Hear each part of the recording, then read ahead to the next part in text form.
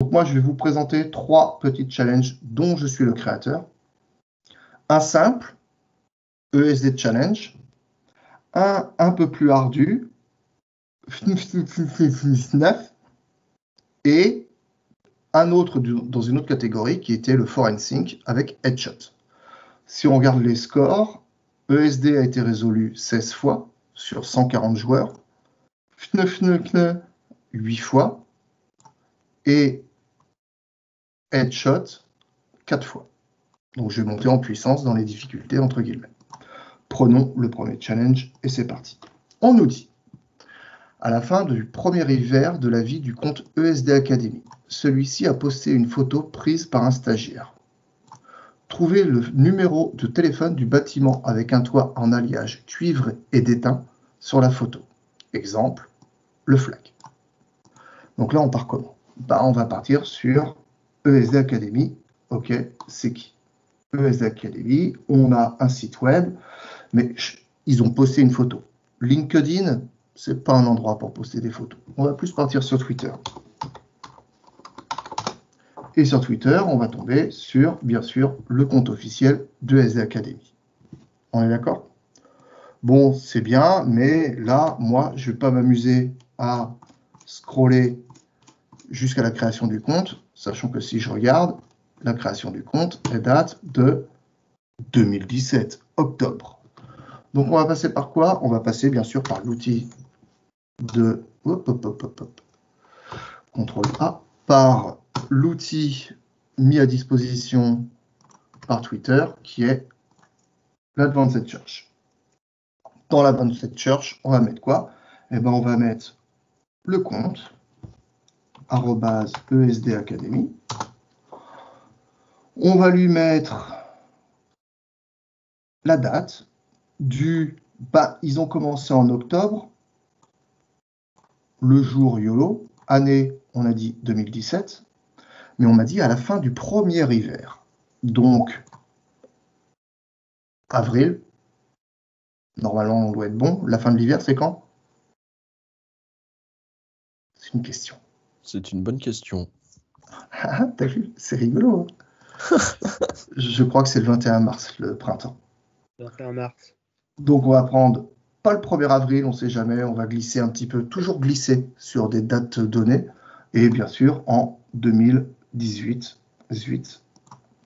Et c'est parti, on recherche. Et la Twitter nous montre quoi? Eh bien, il nous montre les posts qui ont été mis 12 février, 8 janvier, on continue, on fouille. Alors bien sûr, on fouille plus. Moi, je le connais par cœur, donc c'est mon tchal.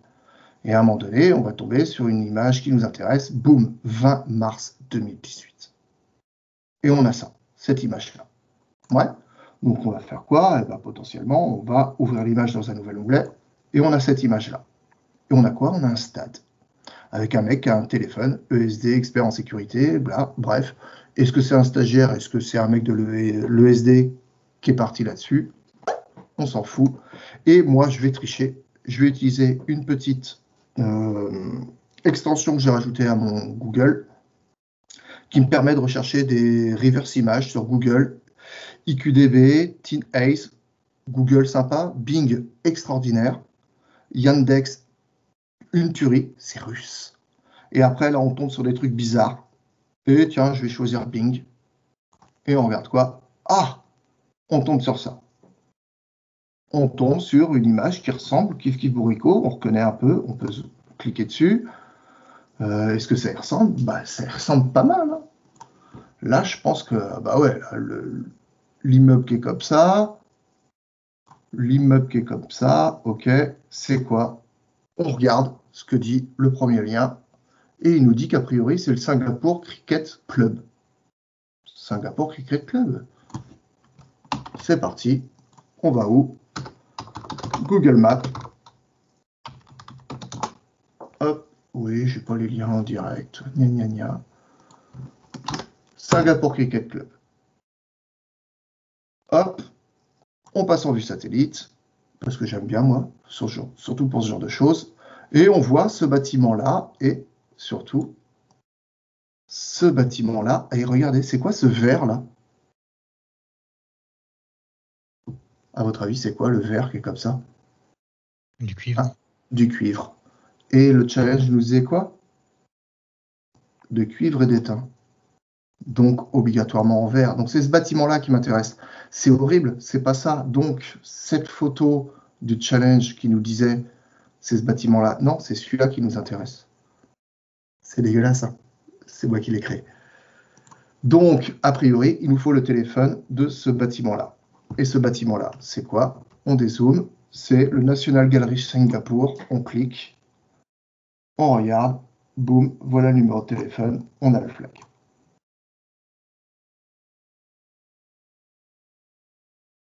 Ah, sympa. Ça va? Ouais, mais c'était juste le début. Et sur Twitter, ça, j'aurais pas trouvé. Ah, bah non plus, j'ai pas la recherche avancée.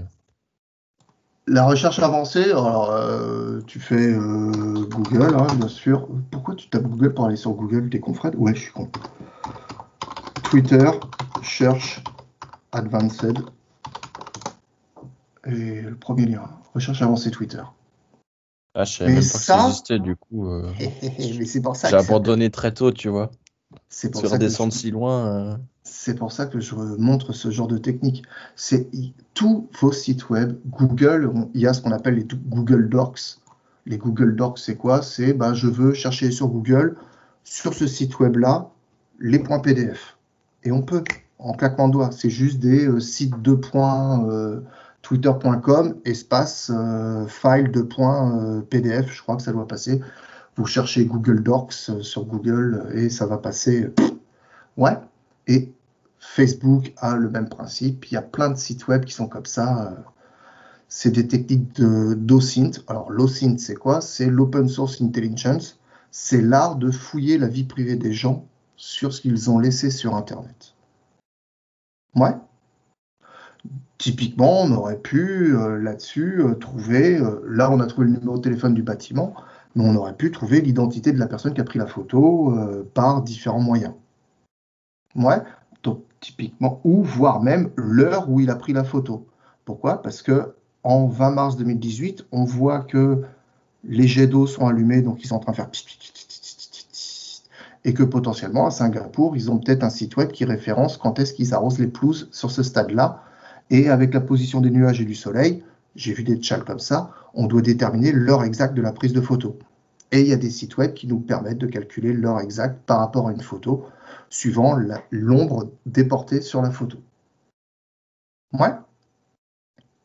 Ça, c'était le premier challenge, entre guillemets, un des plus simples. Vous me dites si je vais trop vite surtout et si vous avez le moindre question pour m'arrêter. Ça va?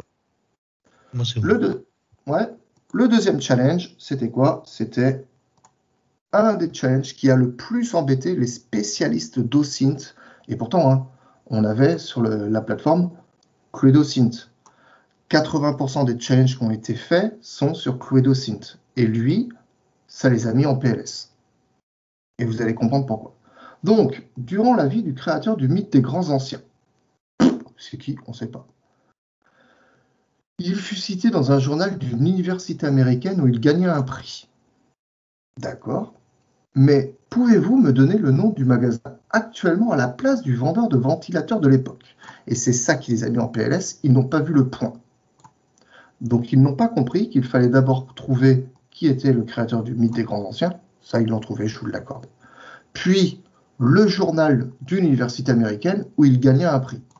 Et c'était à partir de cette information qu'on pouvait passer à la suite. Ouais. Comment faire? Mythe des grands anciens.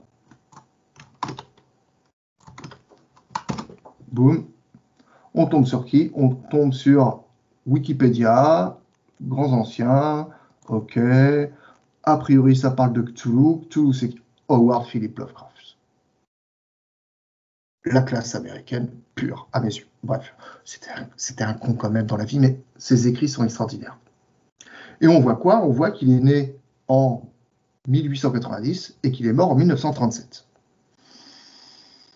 Et il va falloir retrouver un journal qui date de ces années-là. Ouf, il y a un hint, le hint est gratuit, et il nous dit, connaissez-vous archive.org. Est-ce que les gens connaissent archive.org ici? Oui. Ouais. Il y a des gens qui ne connaissent pas? N'hésitez pas dans le ouais, chat je ou dans le connais pas. micro. Alors, archive.org, tu vas voir, c'est rigolo. Archive.org, ouais, il est très long comme site. Et puis, on va mettre www.eni-école.fr au hasard. Boum. Et puis là, on a quoi? On a des différents sites web. Tiens, qu'est-ce qui s'est passé en 2005? Il avait quelle tronche en 2005? Le 12 février à 6h52 du matin. Eh bien, le site web de l'ENI, vous allez rire. Il n'est pas complet, normal, il y a des trous parce que les images ne sont pas forcément là. Il vous montre un truc comme ça, ouais, et on a son numéro de fax. C'était un de mes challenges dans un CTF de l'ENI que j'avais fait l'année dernière, qui était le Stay at Home. Archive.org, en fait, référence énormément de sites web, ouais, sur une durée d'année extraordinaire, mais spécialisée dans le web. Alors, il ne fait pas que ça, archive.org, hein, si vous voulez récupérer les abandonware, vous pouvez récupérer des jeux de consoles, de bornes arcade qui sont tombés dans... c'est gratuit maintenant. Donc après, à toi d'avoir l'émulateur qui te permet de jouer avec ces jeux. OK? Donc, le souci, c'est qu'archive.org, c'est la web machine d'Internet. Nous, ce qui nous intéresse, c'est la web machine des journaux.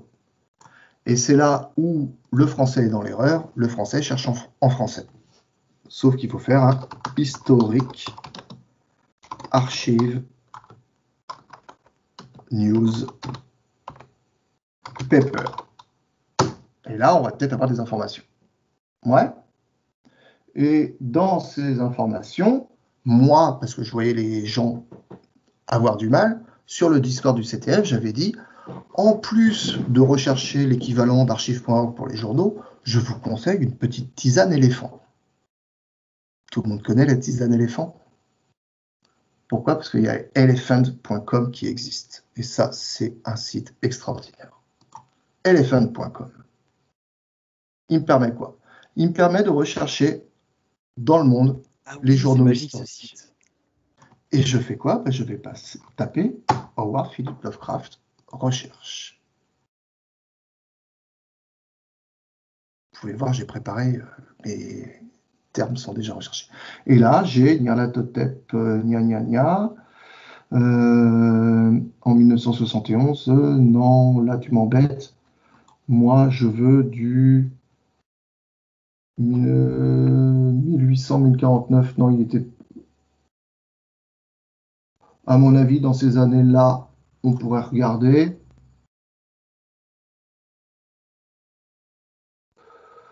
Ouais, c'est pas Monsieur Howard Philip Lovecraft. Alors, ce qu'on va faire, classique, on va mettre des doubles cotes. Allez, cherche. Les doubles cotes permettent, dans un moteur de recherche, de dire, moi, je veux que ça. Il le trouve pas. Ouais. Parce que tu as encore filtré par la décennie. Ouais, merci beaucoup. Je dégage. Howard Philip Lovecraft. On va aller chercher quand même dans les années 1929. Boum, j'ai qu'un seul article. Et on est pile poil. Je reviens en arrière. 1950, il est mort. Donc ça peut pas être ça. Il peut pas avoir un prix. Là, ouais, parce que j'ai dit de son vivant. Et là, j'ai qu'un article. On clique sur l'article. On tombe sur quoi? Et ce qui est génial, c'est qu'ils ont même fait une reconnaissance où vous pouvez copier-coller l'article. Et on voit bien que Howard Philip Lovecraft est là. OK? Et que... qu'est-ce que tu me fais, toi? Ouais. Si je clique ici, j'ai quoi? J'ai un vendeur de ventilateurs. Et ce vendeur de ventilateurs me dit qu'il est à 8 Barclay Street à Harvard Square, à Cambridge. On est d'accord? Donc, qu'est-ce qu'on va faire? On va aller retourner voir, bien sûr, Google Maps. Allô? Ah, je ne l'avais pas mis Google Maps. Donc, le 8... Ah, zut. Est-ce que je peux le copier, ça? Il doit être... Non, tu veux pas. Bref, alors je vais me mettre là, je vais le copier. Google Maps. Hop. 8. On va prendre juste voici 8. Bartlett Street.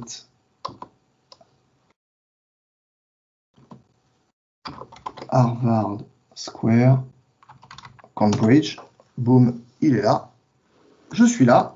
Le 8 Harvard Street, Cambridge Street. Un petit Street View. Voilà le flag. Origine. J'ai mon magasin. Ça va pour tout le monde? Ouais, c'est super. Ouais. Moi, je l'avais testé Ouais. celui-là. Pas simple. J'ai perdu au début. C'est une des raisons pourquoi je dis on est dans des challenges qui sont plus forts que ceux que vous avez présentés, vous, pour l'école, parce qu'on vous a demandé aussi de vous freiner sur... bien sûr, vous pourriez faire des challenges horribles, j'en suis sûr, ne serait-ce que pour votre wargame pour les prochains ESD, avec des failles à la con. Ouais. Là, c'est juste pour justement montrer cette technique. La morale de l'OSINT, c'est que ce soit sur votre Twitter, sur votre Facebook, sur Instagram, sur n'importe quel site, on peut trouver des informations. Je peux récupérer des commentaires des commentaires donnés par un utilisateur sur Google Maps grâce à son adresse mail Gmail. Pourquoi? Parce que je vais pouvoir extraire avec son adresse mail Gmail un numéro unique qui est exploité aussi sur Google Maps et on pourra voir ses commentaires avec n'importe quelle adresse mail Gmail. Là, j'ai vu récemment tomber les gens qui pensaient être protégés par ProtonMail. Eh ben, ça y est, on peut commencer à investiguer les adresses IP de ProtonMail, savoir s'ils utilisent un VPN ou pas, si le compte existe. On n'est pas protégé sur Internet. Il faut faire attention sur Internet. Ce que vous mettez sur Internet restera à vitam aeternam. Les gens qui font de l'OSINT brutal, moi j'ai essayé sur ma tronche, j'ai retrouvé des données que j'avais mis dans les années 2005-2003. On remonte très loin quand même. Ouais. Et là, on est d'accord, je suis parti d'un article de 1900. Donc vous imaginez dans 15-20 ans tout ce qu'on va pouvoir trouver sur les gens sur Internet.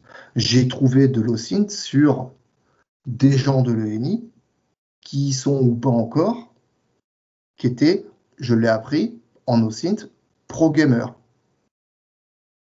Et j'ai trouvé leur score, et comme quoi, tiens, dans telle compétition, tu as fini de temps, respect. Il fait, mais comment tu as trouvé ça? J'ai remonté la trace, j'ai retrouvé son pseudo sur les jeux, j'ai trouvé quel jeu il jouait, etc., etc.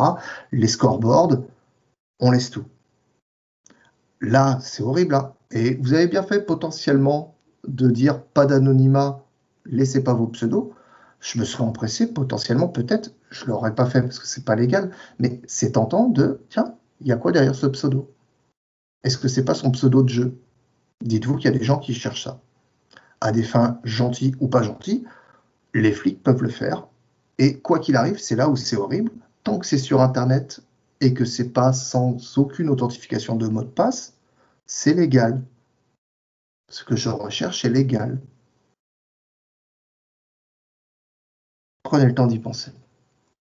Ça va pour ça? Ouais? Ne partez pas non plus dans la parano. Restez zen. Donc, le dernier. Ah, lui, le dernier, il est rigolo. Headshot. Headshot, on me dit, un groupe de terroristes, les méchants, exfiltrent des données via un jeu vidéo. Ils doivent utiliser leur sauvegarde pour cela. À partir de cette sauvegarde, trouvez les 5 parties du flag. On est gentil, on dit combien il y a de parties de flag. Il n'est pas obligatoire d'avoir le jeu pour flag. Mais si tu l'as, c'est mieux. Ouais, l'auteur, PZAC, c'est moi derrière.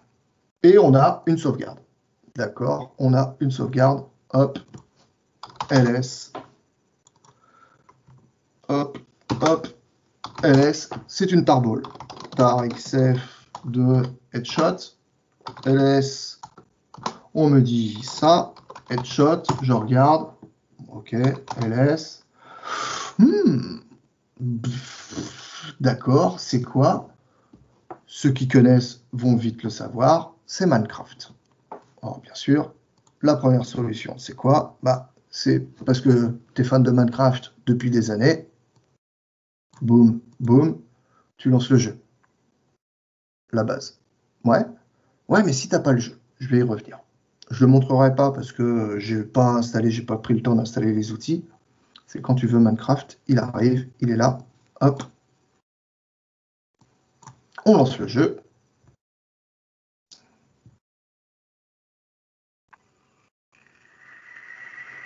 C'est Minecraft sous Linux, c'est lent. Artistique triste. Puis ça reste Minecraft. Java, c'est lent. Boom. Single player. On a pris en charge, parce qu'on connaît Minecraft, de charger la partie. Non, ce n'est plus le seul défaut de Linux. Ce n'est pas le seul défaut de Linux et ce n'est pas les jeux son plus gros défaut. Son plus gros défaut est de ne pas être suffisamment connu du grand public. Et merci Teams d'extendre la portée des jeux sous Linux. Je suis impressionné du nombre de jeux qui peuvent tomber sur Linux. Et on tombe sur quoi? On tombe sur une sauvegarde avec un bouquin dans les mains, une épée, on est en mode créatif. OK. Si j'appuie sur E, je regarde, j'ai quoi? J'ai une épée, une tête et un bouquin. Lisons le bouquin. Welcome. All part of flag should be somewhere, everywhere, hidden.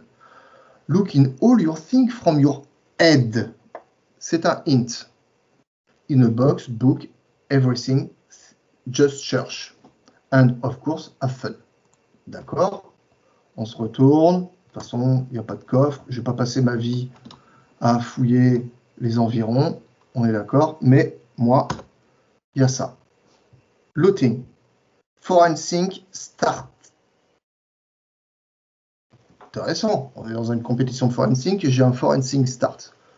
La tête, easily but. Ça fait un début de phrase. Forensic start, easily but. But quoi? Pour ceux qui connaissent le jeu, une tête de cochon dans un inventaire, c'est pas normal. Pourquoi c'est pas normal? Parce que la tête de cochon ne se drop pas. Donc il y a une anguille. L'anguille, c'est quoi? Eh ben, on va quitter le jeu. Désolé, c'est pas un live Minecraft. Ouais. On va quitter le jeu et on a dit que c'était une tête de cochon que j'ai vue via l'inventaire. Oui, mais je n'ai pas le jeu Minecraft. Tu peux charger des sauvegardes Minecraft grâce à quoi? Grâce à des éditeurs NBT Edit.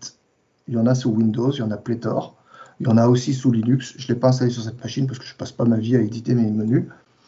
Mais c'est possible. Par contre, on m'a dit qu'il y avait des têtes de cochon dans mon inventaire et ça, c'est pas normal. Donc, je vais faire quoi? Je vais faire un find de là où je suis. Je vais faire un type F pour rechercher que des fichiers. Je vais exécuter à chaque fichier qu'il va trouver un grep. Je ne sais pas la casse. Je veux le nom du fichier. Je recherche pig, parce que c'est un cochon, sur tout ce que tu trouves. Anti-slash point virgule. Boum. Et on me dit que pig se trouve dans tout ça. Sauf que ça fait 2 fois, le chal s'appelle Headshot. Dans le bouquin, on me parlait de head. J'ai une tête de cochon. Et là, dans le data pack, il y a all mob heads. Ok, let's go. 7Z, X, ce fichier-là, entrée. LS, j'ai quoi? J'ai un... Il me l'a foutu où ce con? Je ne sais pas. MKDir YOLO. CD YOLO. Hop. On reprend mon 7Z. Il va me l'extraire dans un répertoire propre. De toute façon, c'est une sauvegarde qui ne sert à rien. Et j'ai quoi? J'ai data, pack MC data et pack data.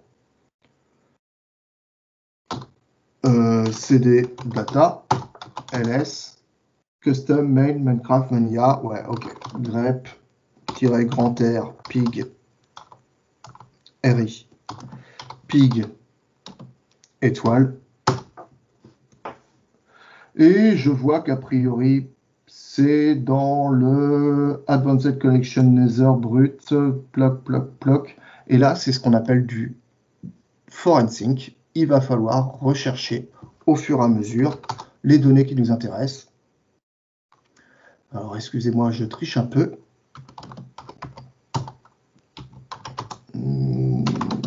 Parce qu'on ne va pas passer en revue tout le bousin. Donc, j'ouvre mon fichier de solution et on s'aperçoit que le pig, il est dans ce fichier. Minecraft Loot Table Entity Pig JSON. Nya. RTCT triste. Il est dans là. Non, parce que j'étais déjà dans Data.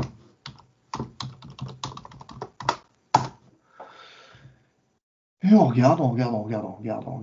Et OK, il y a le pig. Ben, ce qui serait peut-être intéressant, c'est voir comment c'est construit. Et je vois que... Ah ben ça, c'est quoi? Il y a des values en base 64.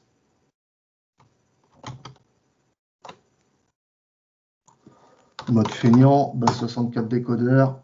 Boum, boum. Oh, une vidéo YouTube. On regarde ce que c'est.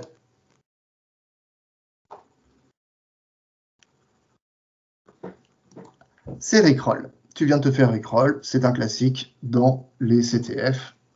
Le bon vieux Rickroll. Mais c'est une énorme piste. Ça veut dire que potentiellement, nos flags ils sont cachés dans les bases 64. Ouais. Donc là, on va faire quoi? On va extraire toutes les bases 64. Ouais, mais ça va être compliqué. Ah bon, pourquoi? Bah, parce qu'il y en a beaucoup, t'es sûr? Bah ouais, regarde tout ce qu'il y a dans le répertoire. Ah ouais, va falloir fouiller tous ces JSON. Bienvenue dans le ForenSync. Ouais, mais le patrot, il y a quoi dedans? Bah, je sais pas. 4 patrot. Ah bah, il y a quoi dans cette valeur? Et puis il y en a une autre qui est aussi en base 64. Oh, on va prendre celle-là. Plus. Allez, on va prendre celle-là. On reprend notre bon vieux site de base 64. Hop, on supprime ça. On colle, on décode. Ah, il y a une URL de skin qui a l'air honnête, réelle. On regarde. Ah ouais, c'est un joli petit perroquet. Donc il va falloir faire quoi? Il va falloir passer en crible toutes les bases 64. Donc on pourrait potentiellement faire un value 2 points et s'amuser, et c'est là où le scripting commence, à faire un grep value 2 points étoile, et boum, j'ai toutes les bases 64. Ouais. En analysant toutes les bases 64, on va essayer d'avoir un affichage, non, j'y arrive pas, à peu près correct. Il faudra faire des grosses aides ou autres. Il y en a qui vont ressortir du lot ou pas. Et type, en ressortant du lot, on va avoir cette base 64 là. Hop. Non. Copier. Coller. Des codes qui me donnent un son SoundCloud. Certains me connaissant le connaissent déjà. C'est quoi? C'est un son art techno avec le magnifique sample de Philippe sur Ta gueule, je sais où tu te caches, tout ça, tout ça. C'est encore un troll. Puis on a une autre tête, celle de Venom, qui nous donne cette base 64 là. Non, CTRL Z, sup.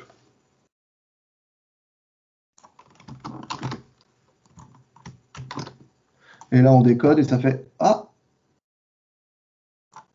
go sometime deeper. Troisième partie. Puis on continue, on tombe sur ça. Hop, c'est V. On est plus que 3 parties, bref. Wistrol. Et au final, à force d'investiguer, on tombe sur le flag final, qui était quoi? Le flag final, qui était, toc, toc, admin panel, challenge, headshot, t'es où? Headshot, flag, voilà. Forensic start easily, but go sometime deeper with troll.